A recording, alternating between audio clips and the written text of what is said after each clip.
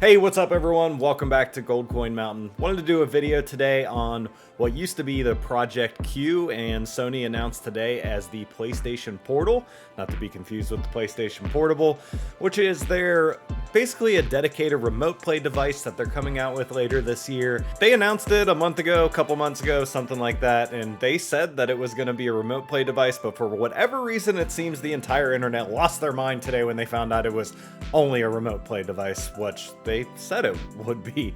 So I just kind of wanted to talk about it. I'm kind of excited for it. I can definitely see some uses for it. But let's go over like some of the specs and stuff, and then we'll talk about it more at the end. So this is all available on the PlayStation blog. That's where I'm getting all this information. If you want to check it out for yourself, I'll link it down below so you can see.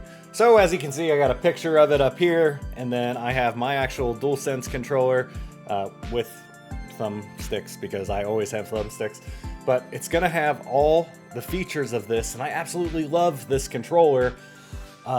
It's my favorite controller of all time so far, but it's gonna have the haptic feedback. It's gonna have the pressure sensitive thing, and is it pressure sensitive? No, it's just the touchpad. The touchpad in the middle, I guess you touch like on the screens is kind of what I was seeing from one of the hands-on videos earlier. And then it's just, this is super comfortable, and I'm so glad that they're gonna design this so that you can essentially use a DualSense without having like a clip and then your phone and then all that. They also announced that it's going to come in an 8-inch LCD screen. It's going to be 1080p and run at 60 FPS, which if they would have went any higher, that would have just driven the price up. So I can see why they're staying at 1080p at 60. I know there's handhelds out there like the ROG Ally that can do like 120 hertz, but this isn't trying to compete with the ROG Ally, which I feel like some people do need explained to them.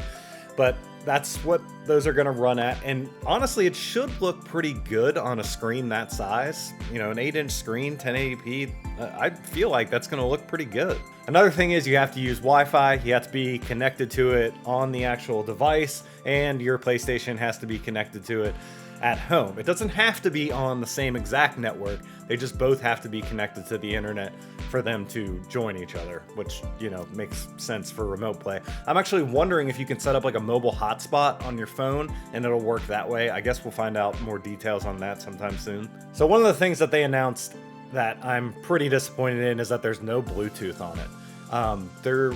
They announced a headset and a pair of earbuds alongside of it, and they're doing this new thing called PlayStation Link, and that's how they connect there. But there's going to be no Bluetooth, so like your current Pulse 3D headset won't work. If you have AirPods or something, those won't work. So that's kind of unfortunate. Like, you can get Bluetooth earbuds for like $5 at Five Below or something, and I can't see that costing that much to put Bluetooth connectivity into it. So I'm a little disappointed that that's not going to be in there, but also I did think about it. If you have one of these, a little Bluetooth transmitter, just go ahead and plug that into the included headphone jack, and then you can connect your Bluetooth headphones that way, which I used to do on the Switch before they added Bluetooth support to it. So there is ways around it. That's just one of them that I can think of. They also told us that PS Plus cloud gaming is not going to be supported. However, when I watched IGN's video of their hands-on with it earlier, the guy kind of made it sound like they could be bringing that in later, as he said that it's not going to support it at launch, and he kind of made sure to emphasize the at launch. And there was that report lately that PlayStation is getting more servers and whatnot to be capable of more streaming and all that. So I imagine it's definitely something they could implement down the road once they get their streaming to a level that they want it to be. So they didn't give us an exact release date, but they did say it would be available later this year. So pretty much that could mean between now and the end of the year. But I'm going to guess that it's going to come out around October. If you held a gun to my head and said, hey, when's this coming out? That would be my guess. With PlayStation, when they announce something like this on their blog, they usually start doing pre-orders in a couple weeks for it, so I would expect that's when you'll see the pre-orders for this come available.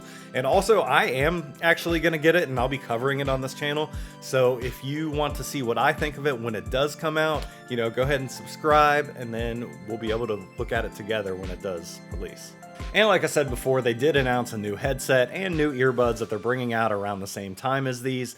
and they're going to involve the PlayStation Link, which will allow those to connect to the, what's it called? The Portal. I keep wanting to call it the PlayStation Portable.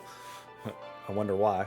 And then the description on those from the website is: Pulse Elite is our new wireless headset that offers lossless audio and comes with a retractable boom mic and AI-enhanced noise rejection capable of filtering background noise.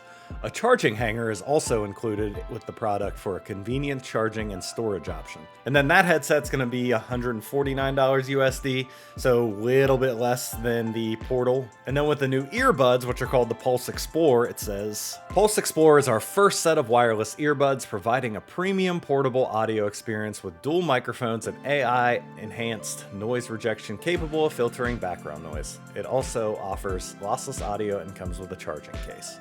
And then that one's going to come in at $199. And that's the problem that I have, is that they're bringing these out right at the same time as the Portal that they didn't put Bluetooth in. So they're essentially saying to you, you need to buy this with it if you want wireless audio sound. Although there, like I said, there is a way around that. Just get yourself a dongle, plug it in, and you can say F you to Sony if you want to.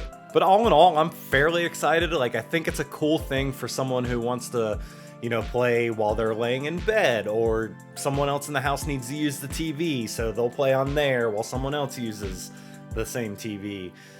There's some use cases for it. I don't think it's going to be a huge thing that everybody's flocking to buy, and, you know, they're selling out of it on store shelves.